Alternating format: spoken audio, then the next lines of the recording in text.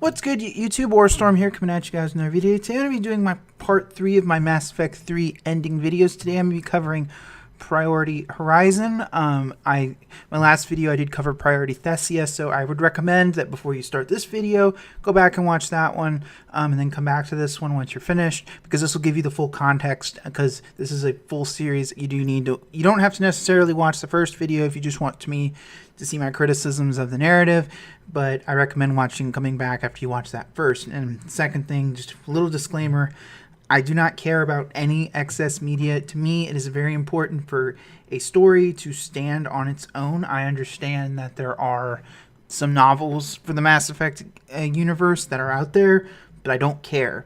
In my opinion, it's best for the narrative needs to stand on its own, and you shouldn't have to buy supplementary media to make the media you're trying to consume make more sense. This is the Halo 5 problem. This is the where you had all the extended media you had to consume for that. This is the Rise of Skywalker problem, where they explain things in Fortnite and excess media. I don't care. The media itself needs to stand on its own. Out of the way, we'll go ahead and get to it. So at the end of Priority Thessia, Edgelord Stu and Cerberus escaped with the data for the catalyst that Shepard was trying to obtain. Now, this section is probably one of the most contentious parts of the narrative for me, because a lot of BioWare narratives, especially if you go back and look at Mass Effect 1, have these low points in the narrative before it crescendos to the end game. And you saw this in Mass Effect 1, where the Normandy was grounded. This was kind of the low point of the narrative, and this is kind of what this part is. It's clear that this was written into the script, but then they realized there was absolutely no way for Shepard to find Cerberus and get the data. BioWare completely wrote themselves into a corner. This is something that I remember Critical Drinker mentioned about Ryan Johnson and his scripts, and you can see a similar problem here, where there should be no way for Shepard to be able to find the data because again, it's been established in this game back during when Edgelord Stu escaped during the Cerberus coup attempt. It's been established that he is very good at covering his tracks, so they shouldn't be able to find him theoretically. There's no way, absolutely no way, they should be able to find him. But it turns out when Shepard asked them for ideas, somehow Specialist Trainer was able to track his ship. Tracking is something that I haven't really seen super duper established in the Mass Effect universe. It's not quite like Star Wars, where, at least in the original trilogy, it was established you had to put a tracker on a ship. I don't see how in the world she could have tracked this ship. You were following the battle enough to be able to track his ship but for some reason you didn't radio for extra help. You didn't contact. I understand that the Asari are under siege, but you didn't try to find some extra help. You didn't do literally anything to prevent him from getting away in the first place. What the hell? This doesn't. It's one of the clearest examples of something Critical Drinker also talked about, which is the script needs the plot to happen. This is very much the writers wrote themselves into a corner, so they wrote this little part in the script that Trainer somehow tracked his ship, so the plot could continue to happen, because it's one of the worst examples I've seen in any piece of media. What I mean by that is when you can tell that the writers put this in the script so the plot could continue. It's not very natural, and when you can actually pay attention to them and see them, you won't be able to reconcile the facts with that.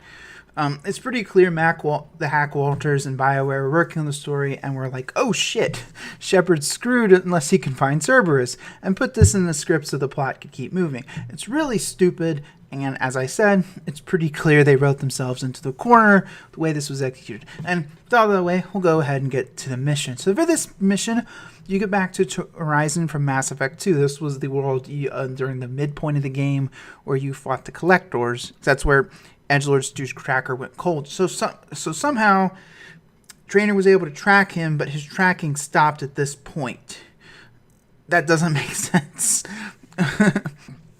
at all. Now, in previous parts of the game, it does allude to this being sanctuary or this paradise being a scam. So it's interesting to see that followed up on. The people who went here were Cerberus was taking in some refugees and experimenting on them to try to turn them into Reapers and control them. And for some reason, at this particular point, the Reapers are choosing to intervene and attack the base. Shepard points out that it's nice that they're fighting each other for a change, but honestly, it's really contrived and a bit convenient that this part, the particular portion where Shepard was going to Horizon, was when they chose to destroy the base. Because, as we know that that Martin Sheen is indoctrinated, so why wouldn't they intervene a little sooner? Anyways, Miranda, will be here in this section if she survived Mass Effect 2, and you talk to her all the different times throughout the game trying to get her sister. A lot of the old companion missions Mass Effect 3 felt a bit tacked on, like you just go to a place, meet your squad mate, and then you get some more resources because they don't join your team. But Miranda's a bit different because you meet with her several times throughout the game, and this affects her whether she survives to this point. So anyway, she's trying to stop her dad, who is doing work for Martin Sheen to try to figure out how to control the Reapers, and he kidnapped Miranda's sister Oriana, which we know from Mass Effect 2 she was trying to protect. This mission will conclude as you fight your way through the Reapers and whatnot. Miranda will shoot her dad, assuming that she survived Mass Effect 2. If not, Shepard will. Now, as a follow-up to this, at the end of the mission, your companions are digging through the computers, trying to find information, and somehow Miranda managed to get a tracker on Edgelord Stu's ship. Why? She's been to Martin Sheen's base in Mass Effect 2. How does she not know where the base is? Now, whenever I think about this, I'm like, they could have solved this problem by having her being a projection in the second game, but they didn't really think about this continuity. They followed up on the tracking of Kai Lang's ship again by Miranda from Trainer, and it's pretty clear that they didn't really need this. They were literally digging through a computer, and they would have probably found the information. They could have just had them find the information on the computer. Now, not to mention, there is a weapon that is locked behind a puzzle that is very, very easy to miss in Priority Horizon. Heck, I missed it on my first playthrough when this game came out. And it's not obtainable via the spec requisitions if you do miss it, which is a bit of a bummer. But to summarize, I think that tracking is something that the writers clearly inserted. Now, it's not unrealistic for it to exist in sci-fi, but the reason that it's here is because the writers intentionally wrote themselves into a corner. And instead of having Shepard and company discover the information for where Edgelord Stu went and where the base is from Miranda knowing where it is, or from the information on the computer, they picked the worst of the three options because A, she's been to the base, which is a massive plot hole if she doesn't know where it is, and then 2, or B, just find the information on the computer. Why double down on the tracking? It's one of the most absurd portions of the plot, because the plot can't continue without these points. If they don't find information on that computer and Miranda doesn't know where the base is, the plot can't continue.